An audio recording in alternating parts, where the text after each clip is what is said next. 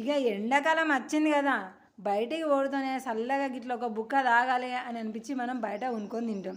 కానీ గిద్దే ఫ్రూట్ సలాడ్ని ఇంట్లో వేసుకొని తిన్నారనుకోండి, 100%గా ఒక్కసారి వీడియో మొత్తం చూసి మీరు ట్రై చేసిన తర్వాత మీరే హార్ట్ఫుల్గా ఒప్పుకుంటారు.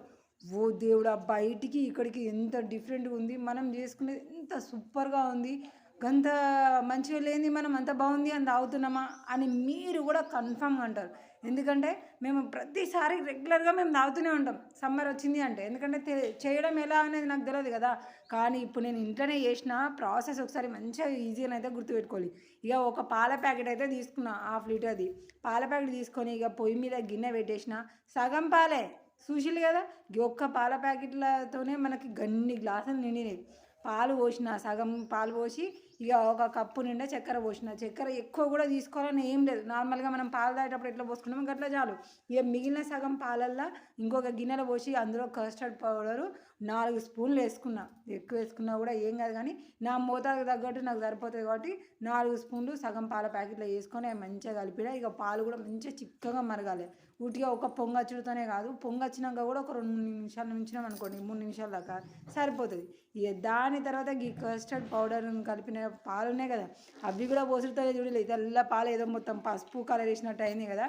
ఇక ఇట్లా పోసిన తర్వాత మంట మొత్తం సిమ్లో పెట్టేసి చిన్నగా కలుపుతూ ఉండాలి. కలపకపోతే కింద మాడిపోతుంది, అప్పుడు ఫ్లేవర్ టేస్ట్ అనేది దెబ్బతింటాయి. కాబట్టి చిన్న మంట మీదే కలుపుతూ ఉండాలి. ఇక ఇట్లా మొత్తం కూడా చిక్కగా అయిన తర్వాత దీన్ని తీసుకపోయి ఒక చల్ల నీళ్ళు పోసిన గిన్నెలను అయితే పెట్టి ఉంచిన. ఎందుకంటే ఇది మనకు చల్లగా కావాలి, వేడితో మనం చేయలేము. ఇది అసలే ఎండాకాలం, ఎట్లా తొందరగా చల్లగా అవుతుంది. అందుకే కింద గిన్నెల నీళ్ళు పోసి కొంచెంపాటు పోయి బుక్కడంత అన్నం తిని అది చేసిన. ఇక దీన్ని మొత్తం కూడా మిక్సీలో పోస్తున్నాయి. వీళ్ళు గడ్డలు ఏదో పెరుగు గడ్డలు పడతలేదు. ఇక దీన్ని ఒకసారి మిక్సీ పట్టుకోవాలి. అంటే గిర్రు అనిపించి 10 సెకండ్స్ ఉంచడం కాదు, ఆన్ ఆఫ్తోనే ఒక 3-4 టైమ్స్ సరిపోతుంది. ఇక ఇప్పుడు చూసారు కదా ఫ్రూట్స్, యాపిల్, బనానా అవన్నీ ఉన్నాయి కదా. ఇక ముందుగా అయితే దానిమ్మ వక్కలు, దాని తర్వాత ఫ్రూట్ సలాడు, ఇక ఇవేమో నల్లంగుర, తెల్లంగుర, సేపు ముక్కలు, ఇక అరటేమో అరటిపండు ముక్కలు, ఇవన్నీ ఉన్నాయి కదా. ఇక చిన్నగా మనం తినే దాన్ని బట్టి సైజ్ అనేది పెంచవచ్చు, తగ్గించుకోవచ్చు. ఇక మా ఇంట్లో పిల్లలు ఉన్నారు కాబట్టి జర సైజ్ అనేది తక్కువ చేసుకొని అందులో కలిపిన. ఇక ఇప్పుడు ఐస్ ముక్కలు మంచిగా పొద్దునే ఫ్రెష్గా కడిగి ఐస్ ముక్కలు పెట్టేసిన, మంచిగా అవి కూడా అయినాయి. ఇక ఇవన్నీ వేసుకున్న తర్వాత ఒకసారి కింద నుంచి మీద కలిపి గిలాస్ అలా ఐస్ వేసుకున్నామా కథం. ఇక అందులో గంటే మొత్తం కూడా పోసేసుకున్నా. ఇక ఇప్పుడు వీటి పైన మంచిగా మనకి డెకరేషన్ కావాలంటే ఇట్లా టిట్టి ఫ్రూటీస్, అలాగే బాదం జీడిపప్పు మీ దగ్గర అవైలబుల్ ఉంటే అవి కూడా వేసుకోవచ్చు, ఇంకా సూపర్ టేస్ట్గా ఉంటుంది.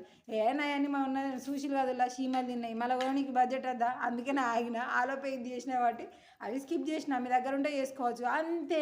ఇక మొహమాటంగా కొన్ని వేయరాదు అని ఎవరిని కూడా అడగాల్సిన అవసరం లేకుండా మనకి ఎంత కావాలనిపిస్తే అంత పోసుకున్నామా. ఇక కథం, గిలాస దింపకుండా, స్పూన్ దింపకుండా ఇక తినుడు. కానీ హార్ట్ఫుల్గా చెప్తున్నా, ఎంత బాగుంది అంటే చెప్పినా కదా, మీరు చేసుకున్న తర్వాత కన్ఫామ్గా మీరు కూడా అంటారు బయటది దండగరా బాబు అని.